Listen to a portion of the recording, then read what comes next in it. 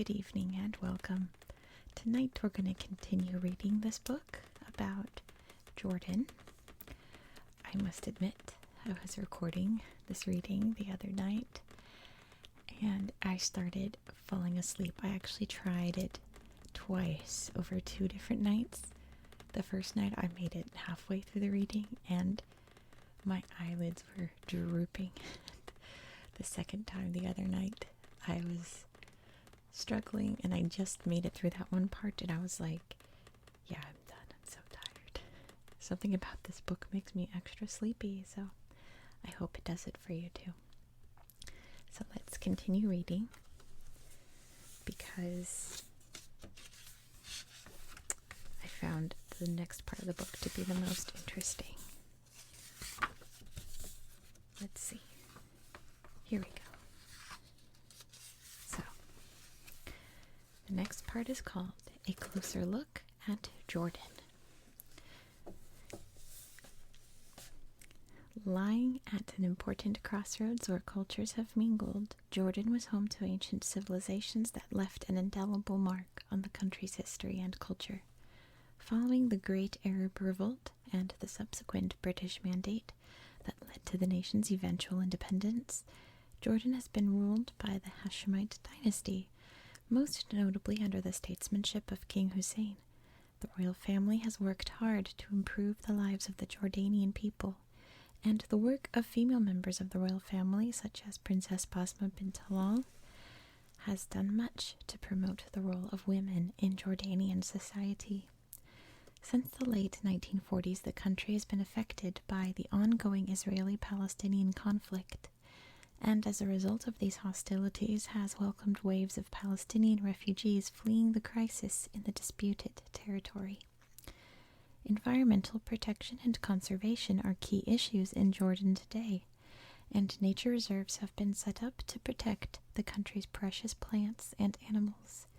The nation, however, has always been faced with insufficient water resources, and serious water shortages have become part of everyday life.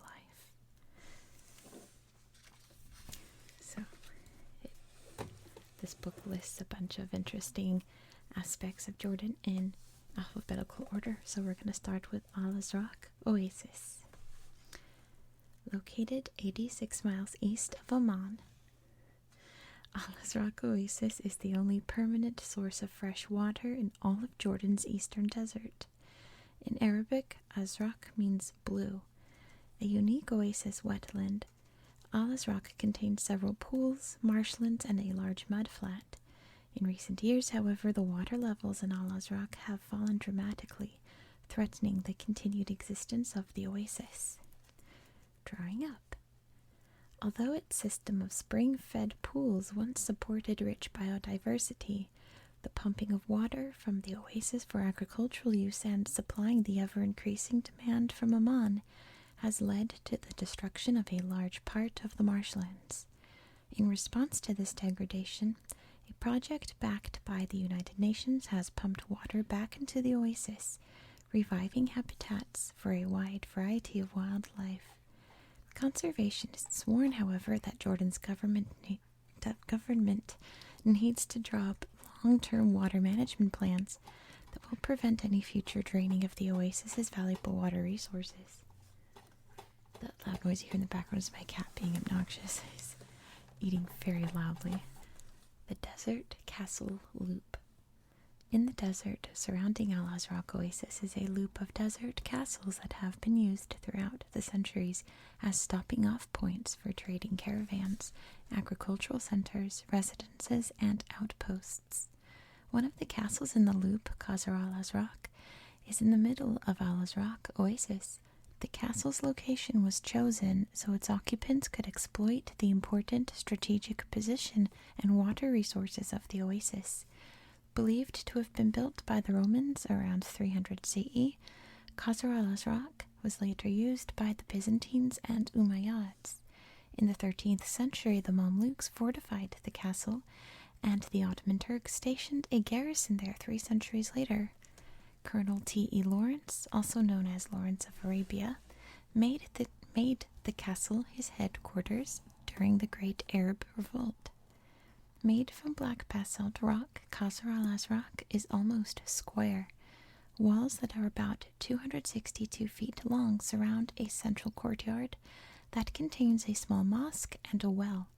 Each corner of the outer wall has an oblong tower, while the main entrance to the castle is a huge hinged slab of granite. Coffee. A symbol of hospitality and honor, coffee plays an important role in Jordanian life, both private and public. Jordanians drink coffee throughout the day, at mealtimes, and at social occasions such as weddings, funerals, and business meetings. It is even served by shopkeepers to make their customers feel more at home, and it is a prerequisite for bartering in Jordanian markets. Coffee is also served when a guest enters a host's house after they have eaten a meal or sweets, and again when the guest is about to leave. Serving coffee. Certain customs are part of the Jordanian ritual for serving and drinking coffee. The freshly brewed coffee is usually poured from a long-handled copper coffee pot into very small cups. The coffee pot is always held in the left hand for pouring, and 3 or 4 of the special little coffee cups are held in the right hand. The coffee cup should only be offered with the right hand, and it should also be received with the right hand. When a guest's cup is empty, the host refills it immediately. Guests shake their empty cups from side to side to indicate that they do not want any more coffee. It is considered polite to have more than 1 cup of coffee. Coffee etiquette. Drinking coffee is an important part of socializing in Jordan. Jordanians serve coffee as a symbol of hospitality and goodwill. The guest usually accepts the coffee as a gesture of his or her mutual good faith and gratitude. When a guest refuses a cup of coffee, it can be perceived as an insult by the host. If a rift has occurred between the two parties, the acceptance of a cup of coffee can even indicate a healing of the rift and reconciliation. If a guest wishes to ask something of his host, he accepts the cup of coffee offered to him and simply places the cup on the table in front of him. The host will understand, without a word being spoken, that the coffee will not be drunk until he has listened and agreed to the request.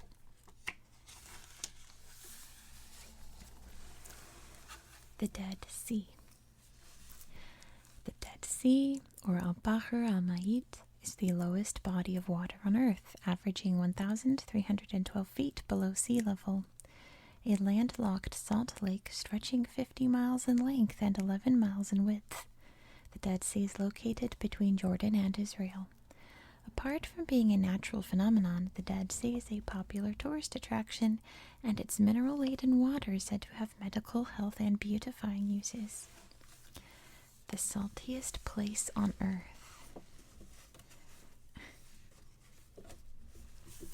There. Although the main source of the Dead Sea is the freshwater Jordan River that flows from the north and empties into the lake, the waters of the Dead Sea are extremely salty. This salinity has been caused by millions of years of salt deposits.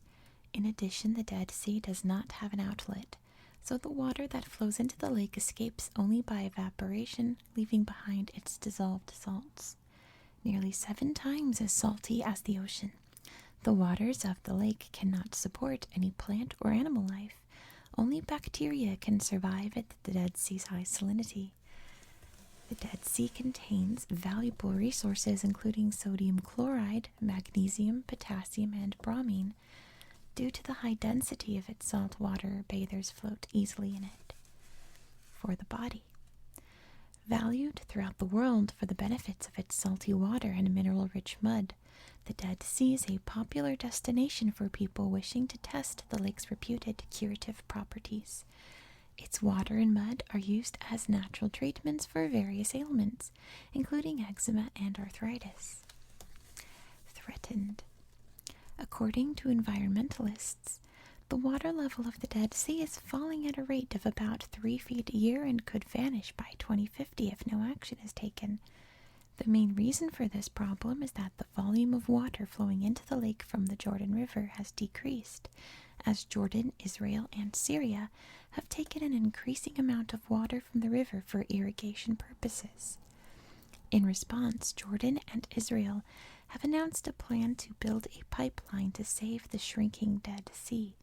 The proposed pipeline will channel water from the Red Sea into the Dead Sea, thereby stabilizing the lake's water levels.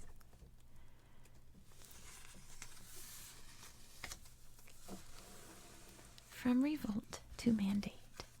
Under the rule of the Ottoman Empire, the area now known as Jordan was regarded primarily as a route for Islamic pilgrimages, and the development of its infrastructure and economy was neglected.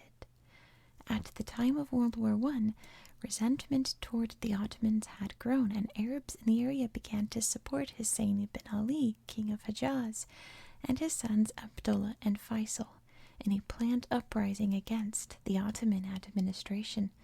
This dissent sparked the Great Arab Revolt of 1916, the aftermath of which changed the map of the Middle East forever.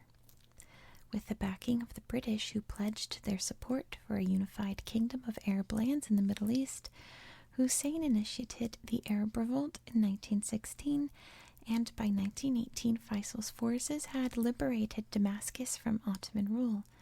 By the end of World War I, Arab forces controlled all of modern Jordan, most of the Arabian Peninsula, and the greater part of southern Syria. Toward the end of 1918, Faisal established an Arab government in Damascus, with territory under his control including lands east of the Jordan River. The Allies, including the British, however, rejected Faisal's demand for independence across the Arab world, and in response, the 1920 Conference of San Remo created two mandates, awarding the one over Palestine to Britain and the one over Syria to France. These mandates effectively separated in the area now covered by Jordan and Israel from that of Syria. In November 1920, Abdullah raised forces to attack the French, who had removed Faisal from the throne of his newly founded kingdom in Syria. By April 1921, however, the British, who had subsequently divided their mandate into Palestine and Transjordan, had persuaded Abdullah to become Emir of Transjordan. Never losing sight of his vision for a unified Arab country covering most of the Arab Middle East, Abdullah gradually succeeded in loosening the grip of the British mandate over Transjordan. By the time the country had gained its independence in 1946, Abdullah was responsible for running the country in all areas except defense, finance, and foreign policy. Houses of Hair. There we go. Bedouin tents are known as Bayut Shar, or houses of hair. The cornerstones of Bedouin life, these tents are designed to be erected and disassembled quickly to accommodate the nomadic lifestyle of these peoples, who travel from waterhole to waterhole following seasonal migration patterns for livestock and farming. Making a tent is labor-intensive and time-consuming, sometimes taking up to a year for a large tent. Tent construction. Although the basic structure of a Bedouin tent is simple, it is strong enough to withstand vigorous desert sandstorms. A typical Bedouin tent consists of a roof supported by 2 poles at either end, from 1 to 7 supporting poles in the middle of the tent, and a cover that is hand-woven by the women of the tribe. Bedouin tents vary in size. The smallest tents are made up of 2 sections, while the largest tents have 8 sections. Hair covers. Either goat or camel hair is used to make the cover of the tent. The horizontal stripes on the covers, known as ruag, are purely decorative and are made by weaving cotton into the goat or camel hair fabric. The goat or camel hair covers work well in all types of weather. In winter, when the tent becomes wet, the fibers close up, making the tent waterproof, windproof, and warm. In summer, as the fibers dry out in the sun, gaps develop between the strands, allowing for the circulation of air. Furniture. The furniture of a Bedouin tent consists mainly of rugs and mattresses, known as basat, Traditional Bedouin rugs are handcrafted on small looms from hand-carded and spun wool, gathered from family livestock and colored brightly using vegetable dyes in hues of red, indigo, beige, white, and black. The rugs are woven in strips or panels and then sewn together to make larger rugs of the required sizes. Mattresses stuffed with wool are used for sitting and sleeping. These are usually arranged along the back wall of the tent. In the past, the mattresses were often covered with rugs, but mattress covers are now usually made of brightly colored washable materials.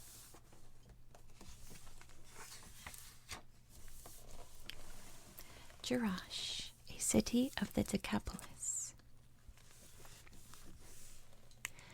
Located north of the capital city of Amman, Jerash, as the city has been named since the end of the 19th century, is a beautifully preserved Roman city that formed part of the Decapolis, a commercial confederation of 10 cities established by the Romans. Decapolis means 10 cities in Greek. Spread over what is today northern Jordan, Syria, and the area west of the Jordan River, these 10 cities were linked by powerful commercial, political, and cultural interests. The tale of a city. Garshu, as Jerash, maybe it's Jerash, I don't know, was called when it was founded, began as a small village. By the time the settlement was conquered by the Roman general Pompey in 63 BCE, it had developed into a major trading center.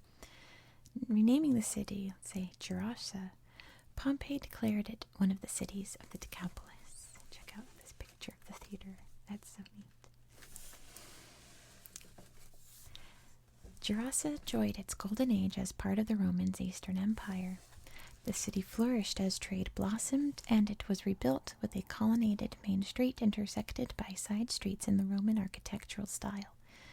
Gerasa began to fall into decline when sea routes became the preferred means of transportation rather than the land routes through Gerasa and the other cities of the Decapolis. Gerasa was invaded by the Persians in 614 and by the Muslims in 636. It was reduced once again to a small village after it was hit by a series of devastating earthquakes in 747. A Roman legacy. Because the ancient ruins of Jerash were buried in sand, the remains of the city are in excellent condition. Excavations have been carried out since 1925, and the uncovered site reveals wonderful examples of Roman architecture, with paved and colonnaded streets, hilltop temples, impressive theaters, public squares and plazas, baths, fountains, and city walls with towers and gates. Let's see what's next. Magnificent mosaics.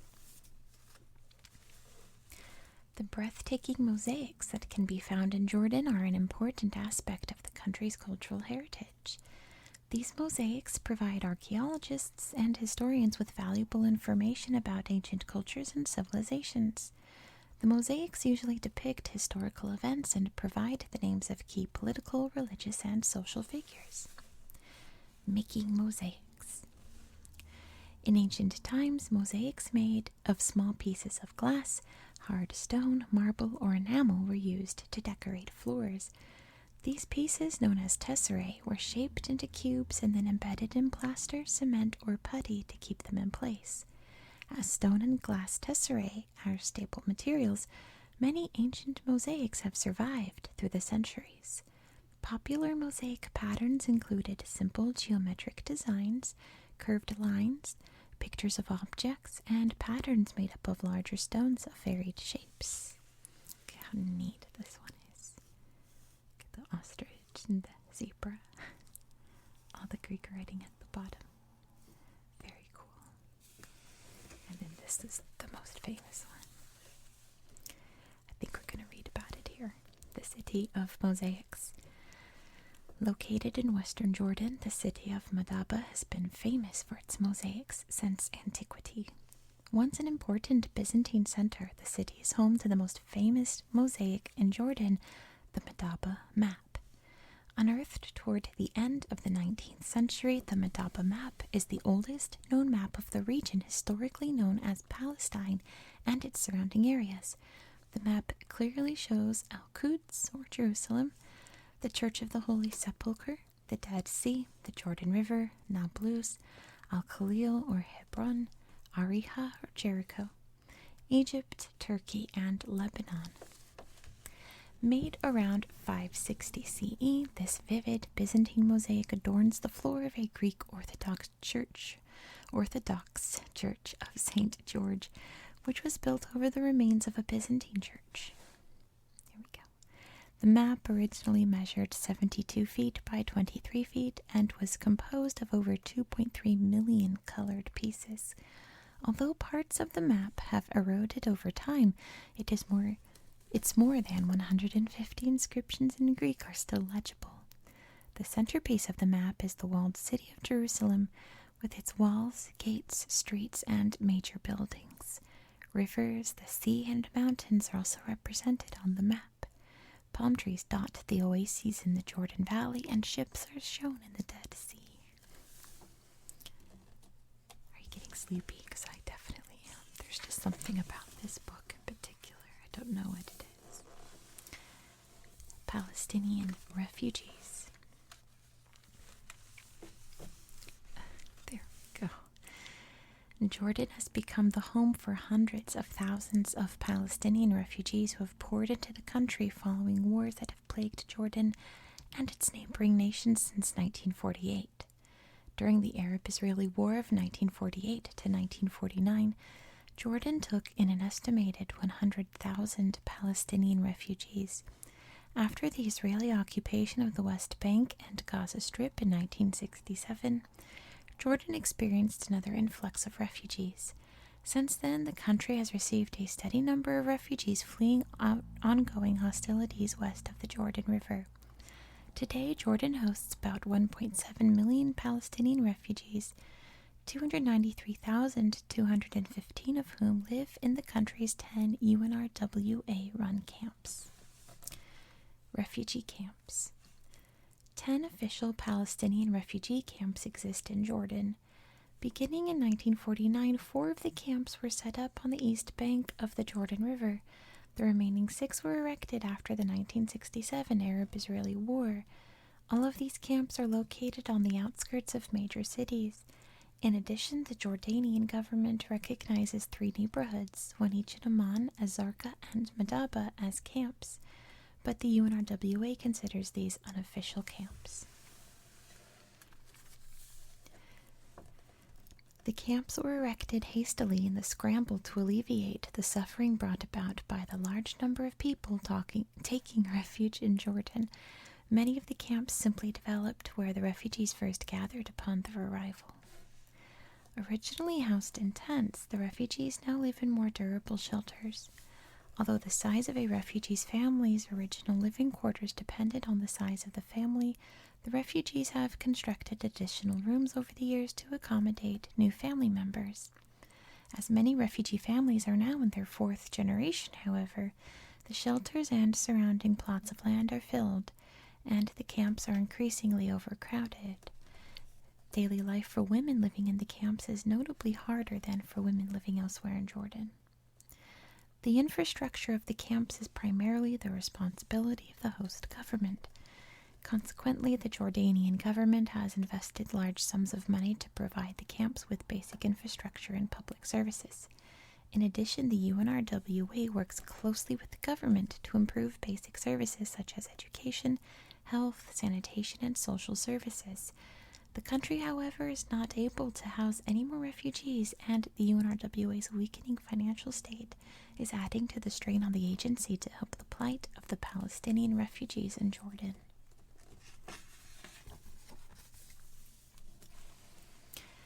Princess Basma bint Talal.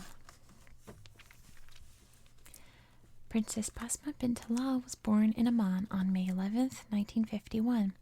Married with 2 sons and 2 daughters, Princess Basma plays an active role in the development and affairs of her country. For nearly 30 years, she has worked locally, nationally, regionally, and internationally to call attention to a wide range of causes, especially in the areas of women's and children's issues. An advocate for women and children. In 1977, Princess Basma was appointed by her brother, the late King Hussein, to establish the Queen Aliyah Fund for Social Development, now known as the Jordanian Hashemite Fund for Human Development. The fund operates through a network of 50 community centers that aim to alleviate the problems of unemployment, poverty, and rural-urban integration, as well as increase the participation of women in the workforce. These community centers, which are located throughout the country, run educational and training programs related to health, nutrition, and literacy.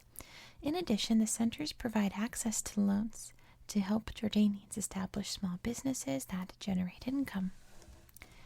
International recognition. Acknowledged by many international aid organizations as one of the most knowledgeable people in the Middle East on women's and children's issues, Princess Basma bint Talal has received many awards honoring her work. These awards include the Dr. Naito International Child Care Award, which she received in June 2001, and the United Nations Educational, Scientific, and Cultural Organization's 50 Years Commemorative Medal, which she was awarded in March 2000. Recognizing the princess as a key figure in promoting women's rights, the United Nations Development Fund for Women made Princess Basma a Goodwill Ambassador in 1995. Describing Princess Basma as a global and national advocate for women, the United Nations Population Fund also appointed the princess as its Goodwill Ambassador in December 2001. Ah yes, the rose-red city of Petra. Once the stronghold of the Nabateans, an early Arab people, Petra, which means rock in Greek, was famous for its amazing architecture and the clever design of its water channels. The ruins of this ancient city are located in southwestern Jordan, a prosperous center of trade. In ancient times, Petra was strategically positioned near the crossroads of important caravan routes to and from Gaza on the Mediterranean Sea, Damascus, Elath, now Aqaba, and the Persian Gulf. The Edomites lived in the area in about 1200 BCE.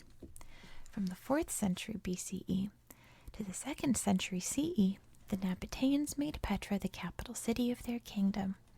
Under their rule, the city flourished as a center of the spice trade. Although Petra became part of the Roman Empire in 106 CE, the city continued to prosper until a shift in trade routes to the city of Palmyra in Syria caused Petra's gradual commercial decline. By the time the Muslims invaded in the 7th century, Petra was a shadow of its former self. Rediscovering a forgotten city. This book does not want to lay flat. Okay, interesting. There we go.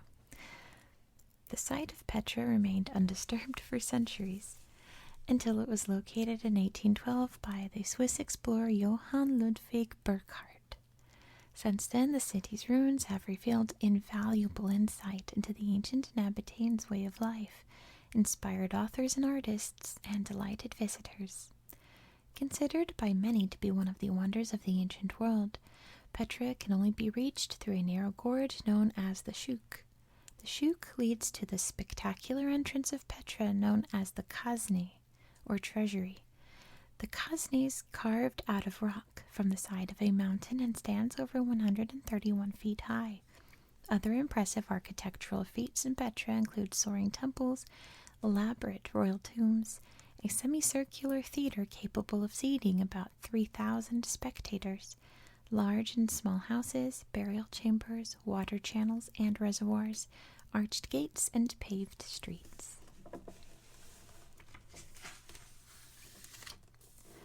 The royal family. Members of the Hashemite dynasty, the Jordanian royal family can trace its roots to the Prophet Muhammad, the founder of Islam.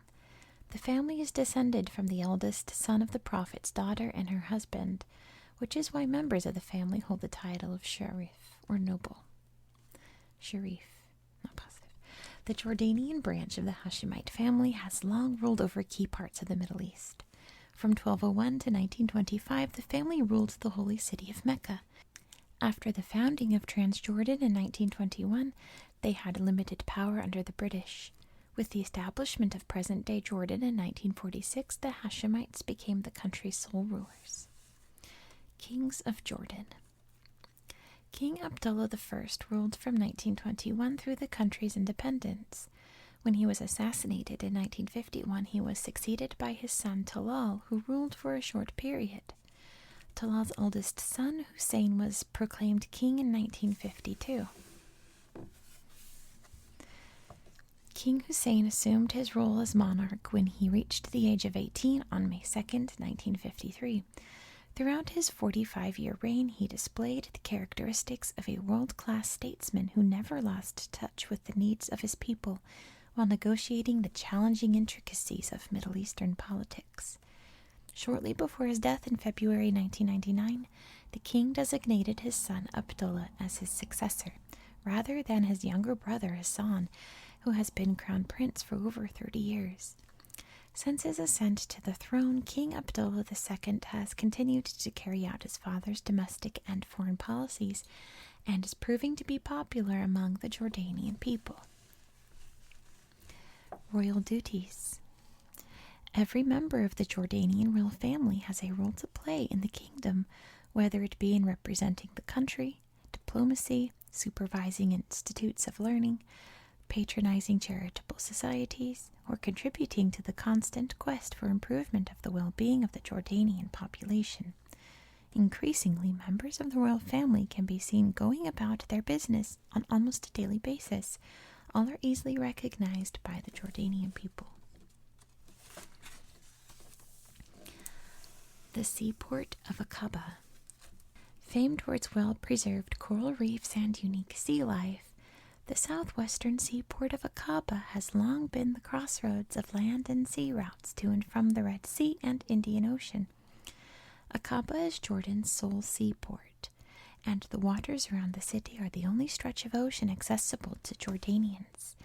As a result, Aqaba is of great economic importance to trade, industry, and tourism in the country. An economic and tourist hub. For centuries, Aqaba has been an important center for trade. Most goods destined for Jordan and other Arab countries, notably the Gulf states and Iraq, pass through the port. Exports from Jordan include potash, phosphates, fertilizers, and manufactured goods, while crude oil, transportation equipment, food, and livestock are among its imports. Aqaba has grown over time, and with a volume of shipped goods in excess of 20 million tons, it has become one of the busiest ports on the Red Sea. In recent years, Aqaba has become one of Jordan's primary tourist destinations. There we go. As the country's only coastline, both Jordanians and tourists flock to Aqaba to enjoy its clean sandy beaches and clear waters. Popular beach activities include picnicking, swimming, snorkeling, and diving. A haven for marine life. Aqaba, however, is much more than just a seaport. It also boasts a rich and thriving underwater world. The Gulf of Aqaba is home to rare and fascinating marine life, including starfish, sea cucumbers, crabs, shrimp, sea urchins, many species of fish, 7 of which are native, and blacktip, hammerhead, and whale sharks. In addition, a variety of sea grasses, which provide both food and shelter to the fish that inhabit the area, can be found in the Gulf's shallow waters. Of particular interest to divers are the coral reefs, in which about 100 varieties of stony coral abound, including the rare Archelia, a black tree-like species discovered by King Hussein while he was on a diving expedition.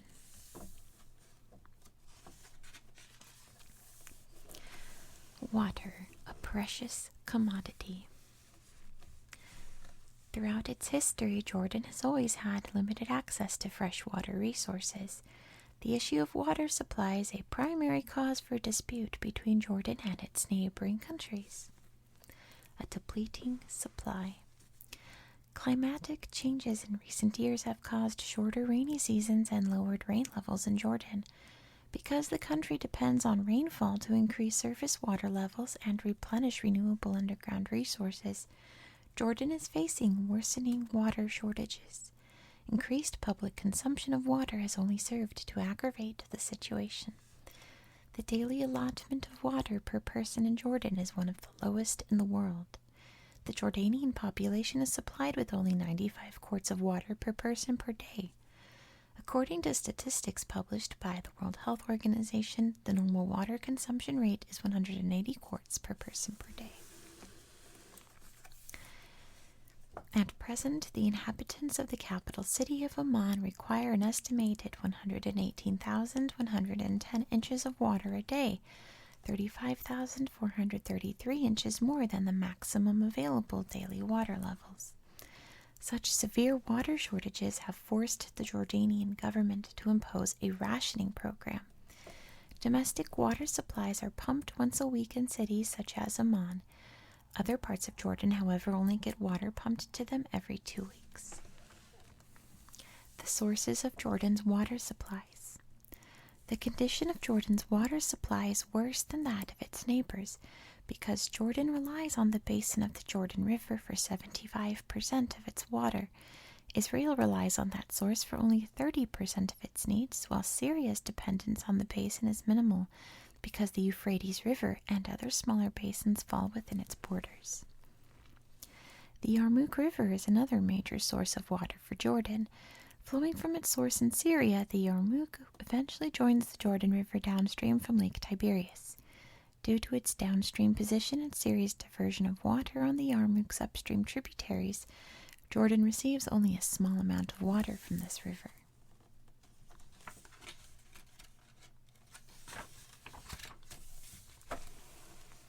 Wildlife conservation.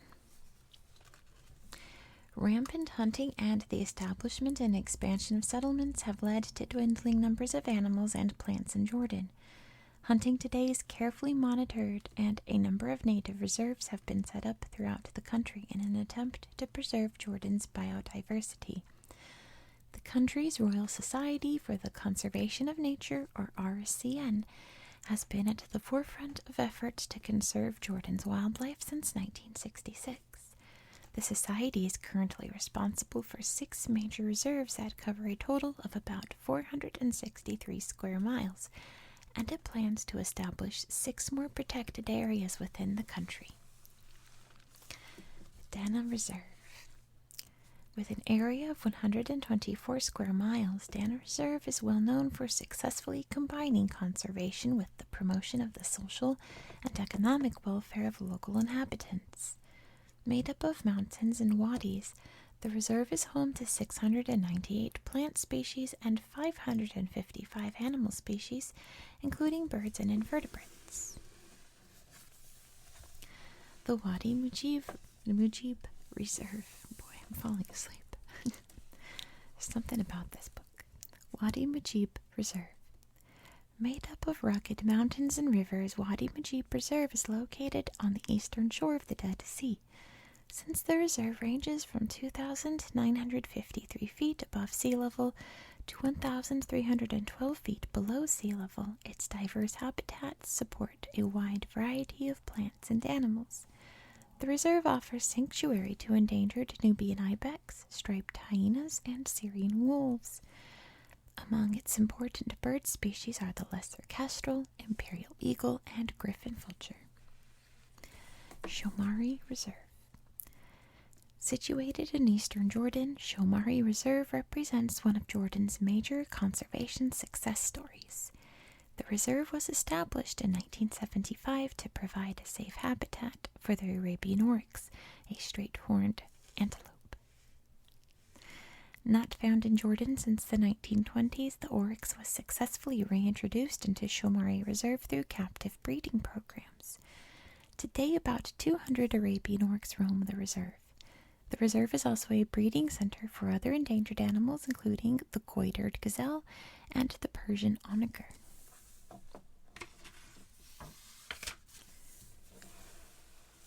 Women in Jordan. According to Jordan's constitution, women and men are equal in the eyes of the law. In addition, both sexes have the right to serve in public office and the right to work. Although traditional attitudes toward the role of women have hampered the advancement of women in Jordanian society, women in Jordan are now beginning to enjoy several forms of liberation from their traditional roles in society. Politics and education. Since 1974, women have enjoyed the rights both to vote and to participate in politics. Women voted for the first time in the country's first general elections in 1989. Since then, they have been encouraged to actively participate in the political arena. Women have run for local and national offices, and a few either have been selected to the House of Deputies or appointed to the Senate. In 1999, Rima Khalaf was appointed as the country's first female deputy prime minister, and Saman Al-Ghul is the current minister for social development. Jordanian women have also achieved progress in the field of education, and about half of the students enrolled at Jordan's elementary and high schools and universities today are female. Substantial efforts have also been made toward reducing female illiteracy rates.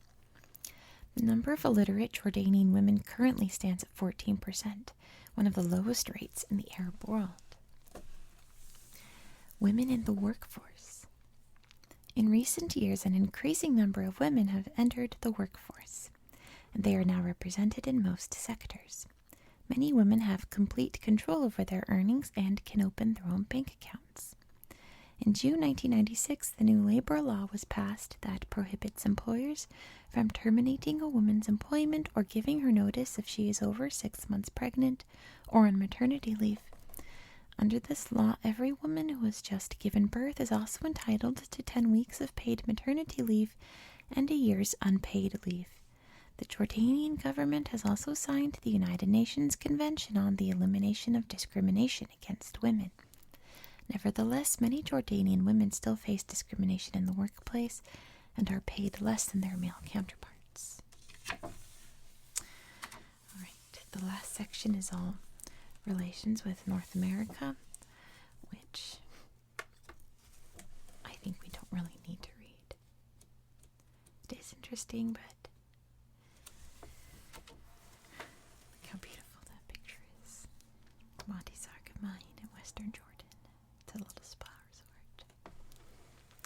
Big political map of Jordan. I think instead we should get some sleep.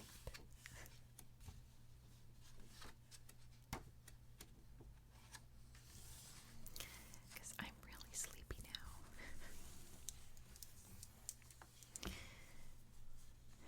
Thank you so much for watching. I hope you found this video relaxing and educational. And I hope that you have a very good night.